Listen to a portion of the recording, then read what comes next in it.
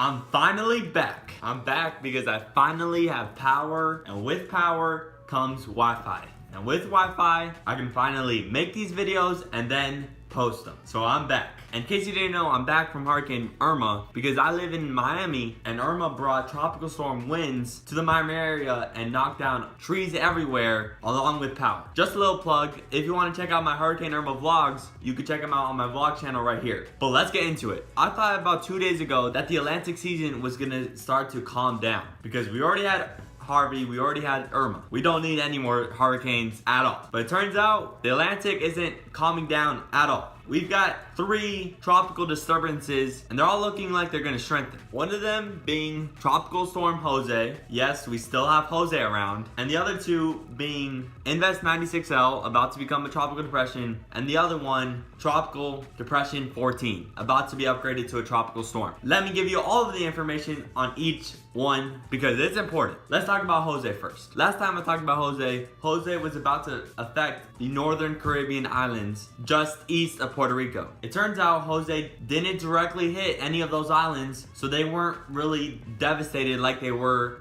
to Hurricane Irma. Then Jose traveled northwest, made a little loop, and now here we are with Jose. Tropical Storm Jose is a 70-mile-per-hour tropical storm, so it's on the verge of becoming a hurricane yet again. And the National Hurricane Center predicts it to become a hurricane again because Jose is going to enter even warmer waters than it is right now. So it's going to get that little energy boost and it's going to strengthen into a hurricane yet again. But it's not going to strengthen any more past that. All the models are practically in agreement that Jose is just going to strengthen to a Cat 1, maybe a high-end Cat 1, but then it's going to weaken from there. That's because Jose is then going to enter colder waters. But for the time being, Jose is going to strengthen, then weaken. But I'm pretty sure I said in the last video that Jose isn't going to affect land. Well, I was wrong. Jose is going to affect land, and that land is going to be New England. That's because if you look at the cone for Jose, Rhode Island, Massachusetts, Connecticut, New Jersey, New York, all those states are in the cone, and they're in the cone as of right now. You may be wondering, what does that mean for impacts to New England? Well, I'm gonna tell you right now, it's not gonna be anywhere near the devastation that Harvey and Irma brought. When Jose reaches New England or travels just east of New England, Jose is gonna probably be a extra tropical storm. But that doesn't mean it's not gonna bring a lot of wind and a lot of rain. But the one effect we for sure know Jose is gonna bring is high surf and waves. Jose is for sure gonna bring high risk for rip currents to the New England coast when it reaches there this Wednesday. All the spaghetti models are practically in agreement that Jose is going to travel north, then northeast, and just miss Cape Cod, Massachusetts, and New England. The model's in agreement that Jose is going to miss New England and not make landfall. This is important. Just a variation of 50 miles makes a huge difference in impacts. And if Jose stays offshore, the impacts are gonna be minimal. The European model, the most reliable model right now, because it tracked Irma very well. The Euro has Jose doing the exact same thing as the spaghetti models and just tracking east of Cape Cod. But the GFS doesn't have this. The GFS has Jose making landfall in Cape Cod, Massachusetts. This would bring around 60 to 75 mile per hour sustained winds with hurricane gusts. That would still do damage. If you didn't see my vlogs, here in Miami, we just got hurricane gusts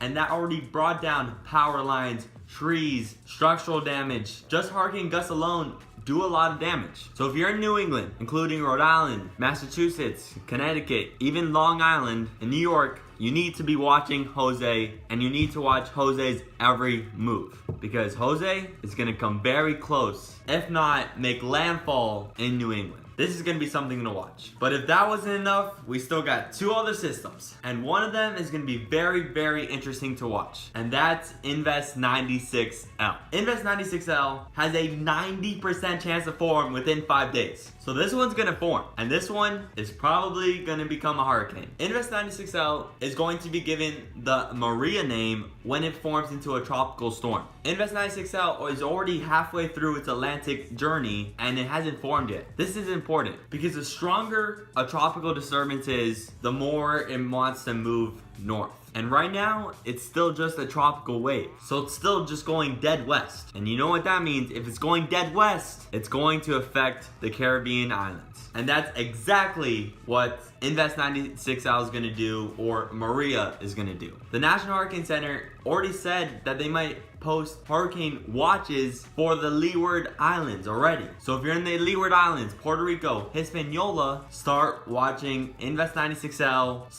/ Maria, because it's coming, just like Jose is for New England. Both the GFS and the European model both have Invest 96L forming into a hurricane, which would track straight into Hispaniola. I don't want to talk about what the models have beyond that, but both models are in agreement, are in a consensus that Invest 96L is going to track straight into Hispaniola as a hurricane. This one is going to be the one to watch. Feels like Irma all over again, and I don't want another Irma. The last system in the Atlantic is Tropical Depression 14, soon to become Tropical Storm Lee. TD14 is just a 35-mile-per-hour tropical depression, and I'm glad to say it, this tropical system isn't going to affect land. Really, I'm just tired of tropical systems affecting land by this point. We really don't want any more tropical systems to affect land. And I'm really glad to say that this one isn't. TD14 is forecasted by the National Hurricane Center to become a tropical storm. That would give it the Lee name, and maybe even to a hurricane. But no one's gonna have to watch this closely because it's not going to affect land and it's just gonna be a fish storm. If you're in New England, start watching Jose and start making your plan for hurricane preparations. If you're in New England, because Jose